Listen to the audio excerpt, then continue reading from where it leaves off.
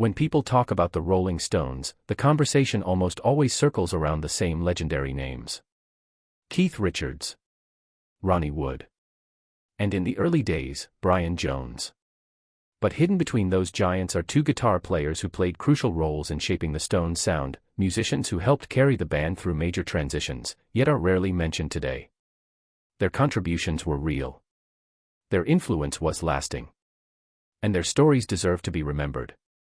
These are two forgotten Rolling Stones guitar players. The Rolling Stones were never just one guitar.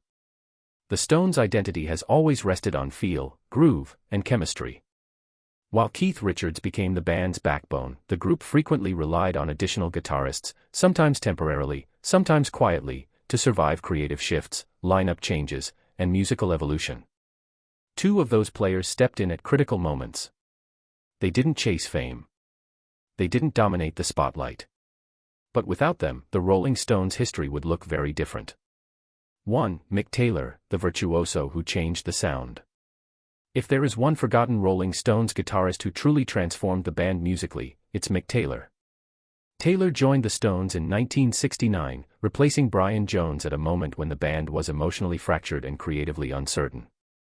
What he brought was something entirely new. A different kind of guitar player. Unlike Keith Richards' raw, rhythmic style, Mick Taylor was a melodic, technically gifted lead guitarist. His playing was fluid, expressive, and emotional.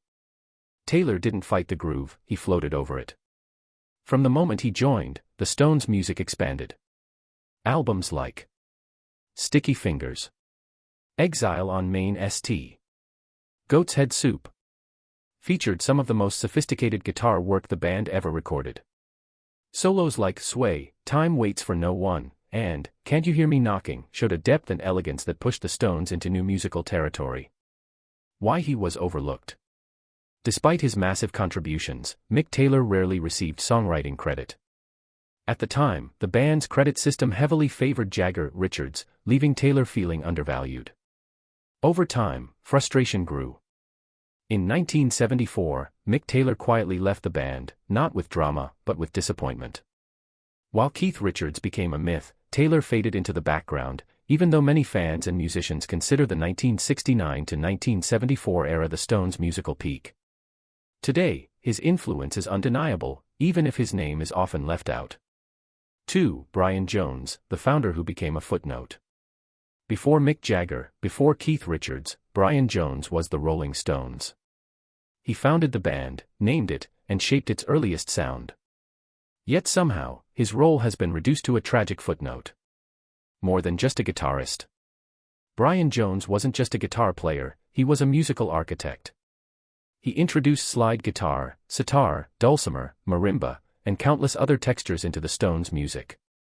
Songs like Paint It Black, Ruby Tuesday, Under My Thumb would not sound the same without Brian Jones' musical curiosity.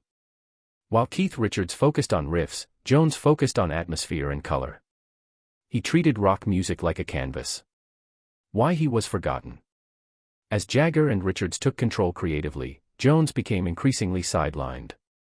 Personal struggles, legal trouble, and declining health pushed him further away from the band he created. In 1969, he was dismissed from the Stones. Just weeks later, Brian Jones died at 27 years old. History moved on quickly. Over time, his contributions were overshadowed by the band's later success, and by the legend of Keith Richards. But without Brian Jones, the Rolling Stones may never have existed at all. Why these two guitarists matter. Mick Taylor brought musical sophistication. Brian Jones brought creative exploration.